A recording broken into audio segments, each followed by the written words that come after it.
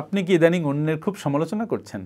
আলোচনা খুব ভালো জিনিস, কখনো কখনো সমালোচনাও, কিন্তু এই সমালোচনার রকম ভেদ আছে। আপনি নিজের দিকে খেয়াল করুন তো, যে আপনি কি অন্যের চরকায় খুব তেল দিচ্ছেন? আপনি কি সারাদিন অন্যের সমালোচনায় ব্যস্ত, নাকি নিজের দিকেও একটু খেয়াল করেন? আমরা মূলত অন্যের গোষ্ঠী উদ্ধার করতে খুব ব্যস্ত, সারাক্ষণ কে কি করলো কে কি করলো না এটা নিয়ে ব্যস্ত। আমরা ছিদ্রান্বেষী, সবসময় অন্যের ছিদ্র খুঁজি, কিন্তু নিজের ভিতরে যে হাজার ছিদ্র ঘুরঘুর করতেছে, নতুন নতুন ছিদ্র প্রতিদিন তৈরি হচ্ছে, সেটা খেয়াল করি না, খেয়াল করার ফুরসত পাই না।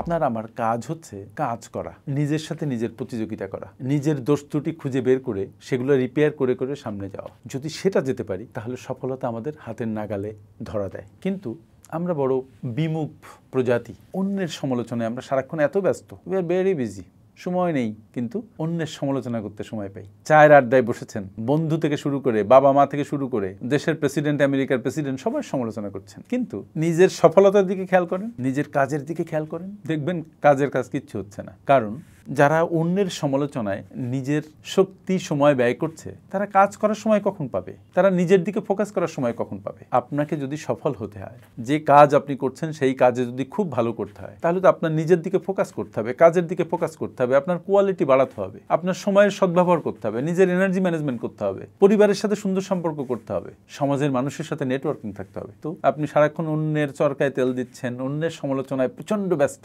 এসব কাজ কে করবে? আপনার কাজ, যেটা আপনার সফলতা দিকে নিয়ে যাবে। আমরা খুব অভাগা কোনো কোনো ক্ষেত্রে, আমি মনে করি।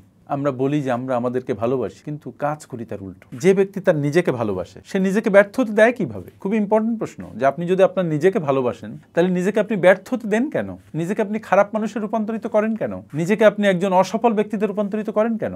সফলতা আর বিফলতার মধ্যে খুব বেশি তফাৎ নেই। সফলতার ঠিক দ্বার প্রান্তে হচ্ছে বিফলতা, এক পাশে সফলতা আর এক পাশে বিফলতা, মাঝখানে আপনার চয়েস যে আপনি কোনটা নিচ্ছেন। ওই যে সফল হতে হলে আপনার অন্যের 14 গোষ্ঠী উদ্ধার না করে নিজের কাজ করতে হবে, নিজের কাজে মনোযোগ দিতে হবে, নিজের কঠোর পরিশ্রমের দিকে মনোযোগ দিতে হবে, কঠোর পরিশ্রম করতে হবে, পায়ের পরে পা তুলে খাওয়া যাবে না, নিজের মেধার সর্বোচ্চ ব্যবহার করতে হবে। এখানে অনেক কষ্ট, তো এই কষ্ট আমরা করতে পছন্দ করি না। তার চাইতে বরং অন্যের সমালোচনা করি, অন্যরা কি করছে না সেটা নিয়ে কথা বলি, ডক্টর ইউনূস কি করছে না সেটা নিয়ে কথা বলি, ডোনাল্ড ট্রাম্প কি করছে না সেটা নিয়ে কথা বলি, কিন্তু আমি কি করছি না এটা নিয়ে কথা বলার দরকার নেই। আর ব্যর্থতার বীজ সেখানেই নিহিত। আপনি নিজেকে নিয়ে ভাবুন, নিজের উন্নতির জন্য চেষ্টা করুন, নিজের দক্ষতা বৃদ্ধির চেষ্টা করুন, মানুষের জীবনে ভ্যালু অ্যাড করার চেষ্টা করুন, সোসাইটিতে সমস্যা খুঁজে বের করে সমাধান করার চেষ্টা করুন। ভেবে দেখুন যে কাজ অনেকেই করে নাই, যে কাজ কেউ করে নাই, সেই কাজ আপনি খুঁজে বের করে করতে পারেন কিনা, যেটা মানুষের উপকার হবে। তাহলে নতুন উদ্যোগ হবে, নতুন উদ্যোগ গ্রহণ করা হবে, পাশাপাশি সোসাইটির উপকার হবে, আর সবচেয়ে বড় কথা হচ্ছে আপনি সফল হবেন। তাই